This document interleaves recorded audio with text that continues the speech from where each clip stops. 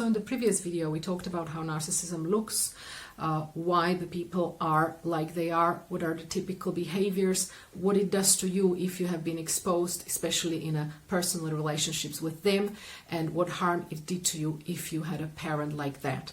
And in this video, we are going to cover some helpful advice, how to get healed out of this abuse and this kind of relationship experience, or how to stay healthy and secure if you need to stay around these people or in relationship with this kind of a person.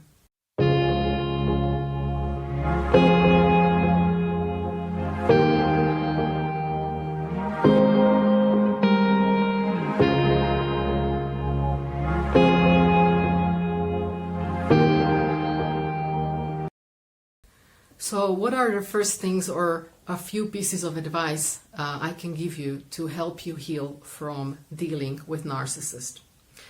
The first thing is set your boundaries very well. And if it's a very severe case, leave. If you can, leave that relationship.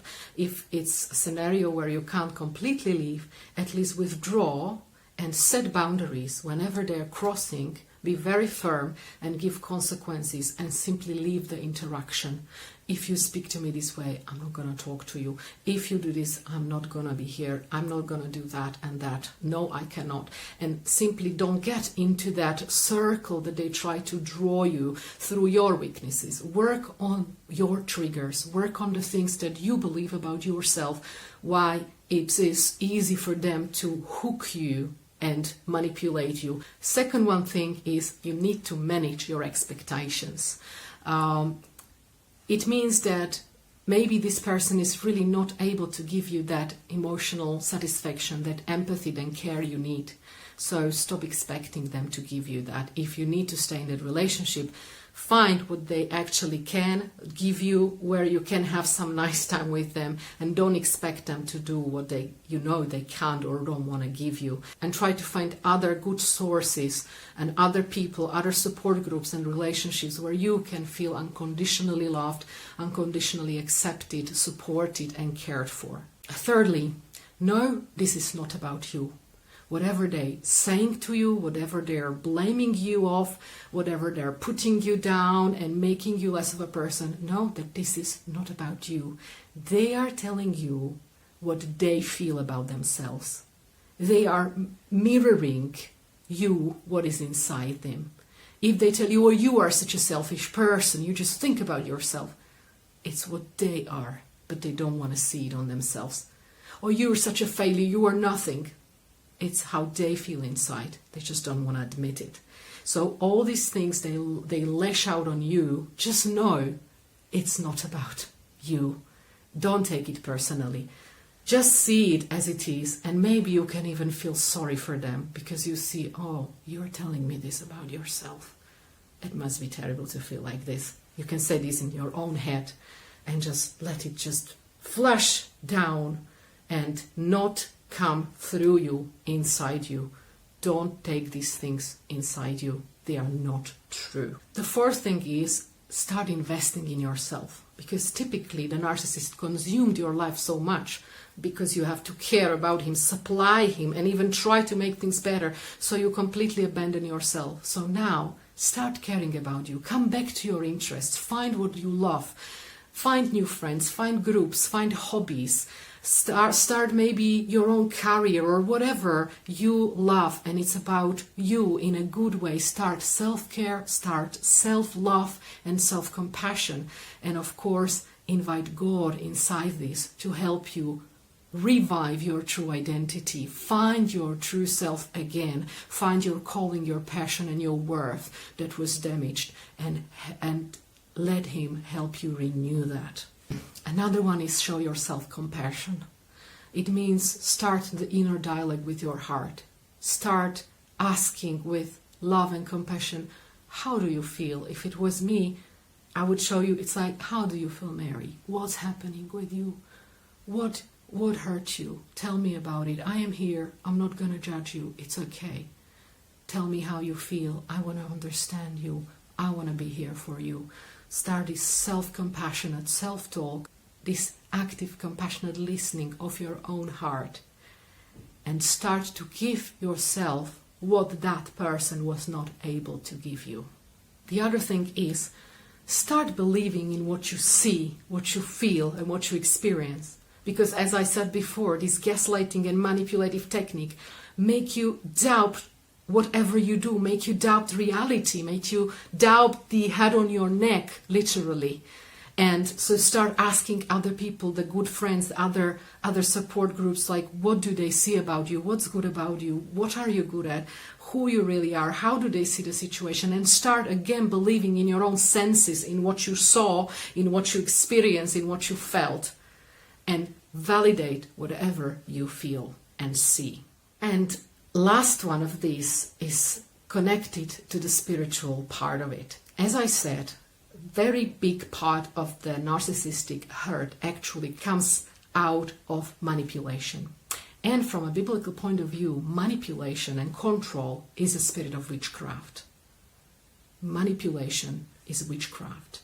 We were never supposed to control other people. God never allowed us that. He said, have dominion over earth, but never have dominion over other people. Control them, manipulate them for your own sake. This is a very evil spirit. So also it may help you to see that in some cases or many cases, it's not only the personality of the person, but behind that hurt personality and distorted personality, there is also a spiritual power operating, a demonic power, which is sort of empowering that whole interaction to be even more sinister and slick and hard to recognize and hard to get rid of. So it may happen that even you already finished the interaction or finished the relationship or left the job where the narcissist was hurting you. You already set some boundaries, told yourself what the truth is, but you still have this feeling that it's kind of sticking on you. It's almost like there is some goo all over you, but it's invisible, but you feel that there is still something left off and you still have to think about them, or somehow something's like a residue there. If that's the case, it can be that there is a spiritual effect of that relationship, or that person has still some spiritual power over you. And if this is the case, then you need to search for a spiritual help as well. So you can ask a good believer friend or a pastor or a prayer minister to go and pray with you. And you can pray this prayer of separation, where you forgive the person what they did, but also separate from them completely, where you can identify what they took away from you and stole from you, and also what they have put on you that is not supposed to be there. So you may say something like, I am taking back my joy. I am taking back my self-worth. I am taking back my sound mind. I am taking back my hope. I am taking back the knowing that I am worthy. And all that you feel that they took away, you take it back. And then you give back whatever they gave you. So you can say, I give you back your anxiety. I give you back your anger. I give you back your blame and guilt and shame. I give you back this and that. And then put cross of Jesus in between you and ask him to cleanse you of all, and to let only the good things come to you and the bad things stop at his cross. And of course forgive, because forgiving is setting you free. Forgiving doesn't mean that it didn't happen, it doesn't matter, it's okay, nothing happened. No, forgiving actually means saying that something terrible happened and they would deserve a punishment, but you are not going to be the one executing it. You just let them free. And you want to be free from them. And sometimes it may be necessary that somebody prays a deliverance over you, because these spiritual forces can feel almost like some mafia, almost like the threat that if you do something, you will see what's going to happen to you. If you dare to be free, you would see. There can be this fear, somehow the feeling, you don't even know what that is. And as I said, it can feel like there is an octopus stuck on you, or some tentacles or something like slick. So you may need to totally get rid of it and send it away back to its source.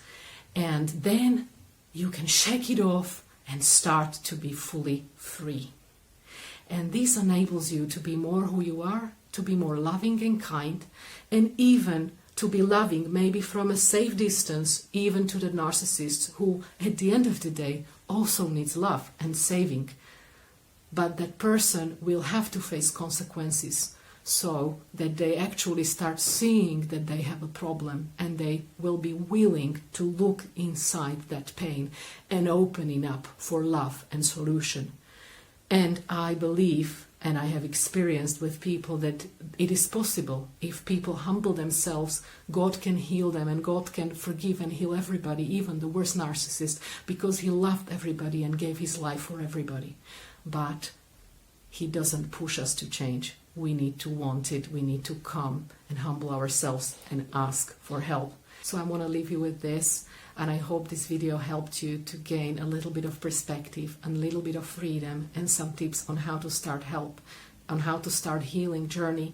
And of course, don't be alone in it. Find friends, find mentors, find support groups, find counseling, coaching, therapy, whatever may help you. Don't be alone. You are worthy. And you deserve love, you deserve to be cared for, you deserve the empathy, and you deserve somebody to be there with you and carry that pain with you. I hope to see you with my next video, and if you like this, subscribe to my channel, help me grow it to get it to the people who need it. And also share with whoever can benefit from this video. Thank you.